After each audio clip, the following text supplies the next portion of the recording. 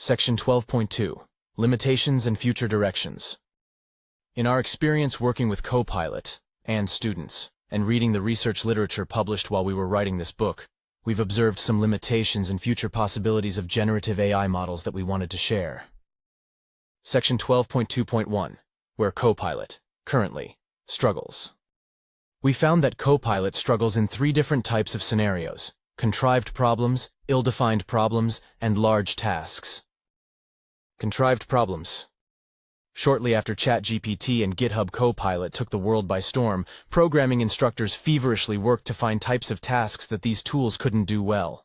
One early proposal was to use contrived tasks made obscure and convoluted in an attempt to misdirect tools like Copilot to have them generate incorrect code.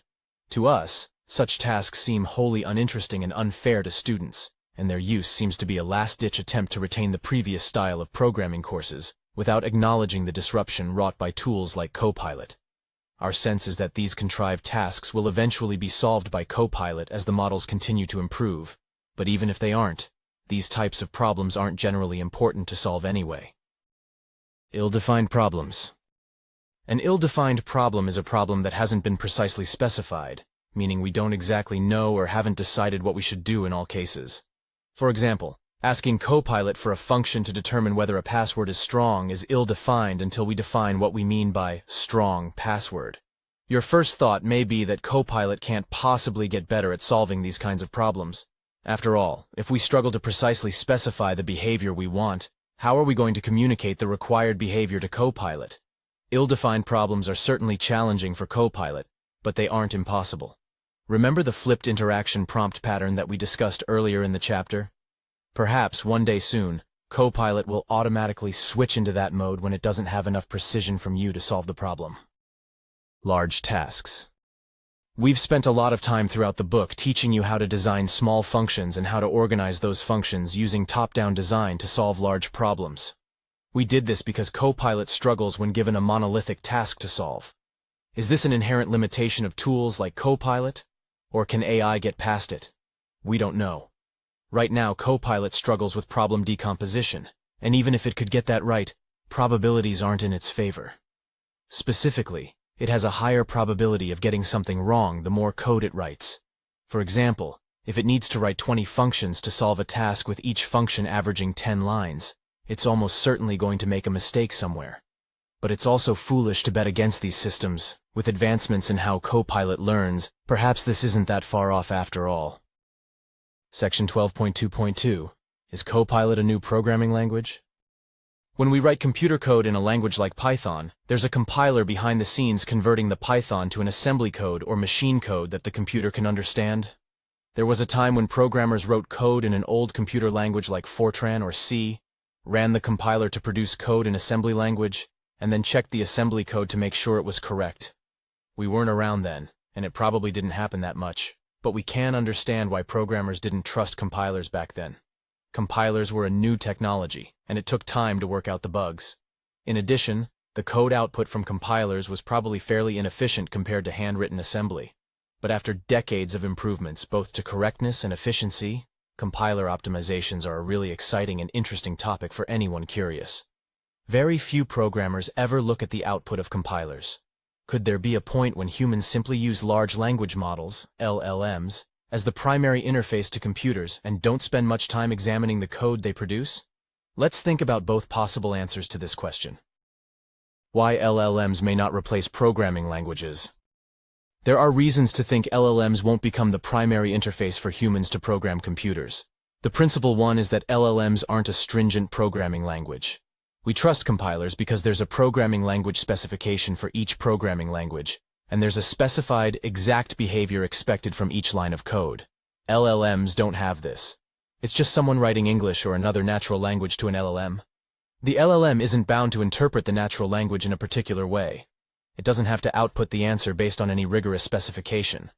And randomness and non-determinism make it so the answer it gives us could vary or be wrong. Compilers are deterministic, and by now are a mature, trusted technology. They don't face these problems. Why LLMs may replace programming languages? There are also reasons to believe that, like compilers, LLMs will get better and become our primary programming interface. In fact, for data science, this is already starting to happen. As we've learned throughout the book, a key challenge to working with Copilot is determining whether the generated code is correct. In a sense, it isn't fair to non-programmers. We give Copilot natural language, our preference, and it gives us back code that's not in a natural language, the computer's preference. It would be nice if we could skip the code and use natural language not only to communicate with Copilot but to receive our answer. Researchers are beginning to explore this possibility in restricted domains of interest to millions of computer users. As one example, let's think about data science. Data scientists make sense of data by exploring the data, visualizing the data, and using data to make predictions. Much of what they do involves manipulating data in constrained, well-understood ways, such as merging spreadsheets, cleaning particular columns of data, or conducting analyses such as clustering the data into meaningful categories or simplifying data to focus only on its core underlying structure. Data scientists who use Python use many libraries to work with their data, but one extremely popular library is called Pandas.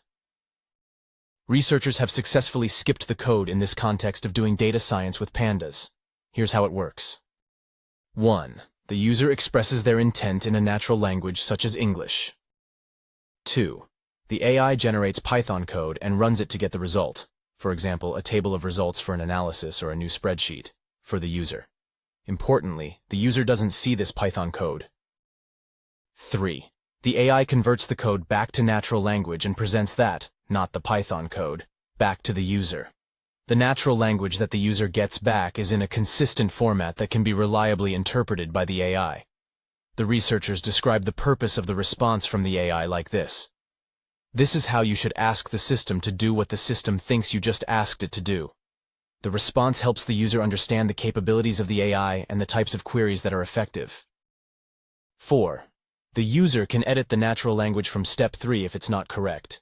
If the user makes an edit, they can submit the new prompt, which repeats the cycle. An example provided by the researchers clarifies this process. Suppose we have a spreadsheet with one astronaut per row. Each row has 3 relevant columns, the astronaut's name, their total time in space, and a comma-separated list of missions that they participated in. We want to calculate the average mission length for each astronaut. In step 1, the user writes a prompt like calculate average mission length.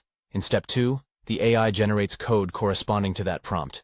It runs the code and adds a new column to the user's spreadsheet containing the average mission length. In step 3, the AI converts the code to a list of tasks in natural language, such as the following. 1. Create column mission length. 2. Column spaceflight, HR, divided by count comma from column missions plus 1.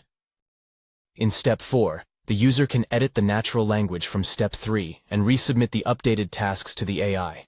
Might we be able to skip the code in the far broader area of Python programming, rather than the more restricted setting of data science with Pandas? It's too early to tell. Data manipulation has the benefit of working in a visual medium, with spreadsheets and graphs that can be directly presented to the user, who may be able to discern whether the analysis looks correct or if further prompt engineering is needed. Such visual representations aren't readily apparent for general-purpose programming. Still, we can imagine a new era where humans continue to perform important tasks like problem decomposition, specifying program behavior, writing tests, designing algorithms, and so on, but where the programming of functions is entirely done using LLMs. The human tells the AI tool what the program is required to do and provides the test cases, and the AI generates the code. The human can then check that the program works properly without ever needing to see the code. For another take on whether LLMs will replace programming languages, we recommend the blog post written by Chris Lattner, a programming and compiler expert. Lattner argues that, at least in the short term and possibly longer, programming languages won't go away because the code from LLMs can be subtly wrong. So, if programming languages are sticking around for a while, the question is, which programming languages should we be using? Lattner says, the best language for an LLM is one that is highly usable and easy to read for humans, but whose implementation can scale to many different use cases and applications. Do existing languages meet this goal? Can we do better by designing a programming language that's easier to read than, say, Python? Stay tuned. Okay, so maybe programming languages go away, or maybe they don't. Maybe they change. Regardless, do we need to worry about programmer jobs? We think not. Anyone who has worked at a software company will tell you that writing code isn't the only or even main thing that programmers do with their time. Programmers also meet with clients to determine what they need. They specify what programs do and how they fit together. They check systems for performance and security concerns. They work with other teams to coordinate the design of huge pieces of software. If the writing code step gets easier, maybe we just get more useful software. That's what happened when we got high-level languages. No one is going to code the next killer app in assembly. Compilers improve how we make software. Used thoughtfully, we think LLMs can do this too. An exciting future.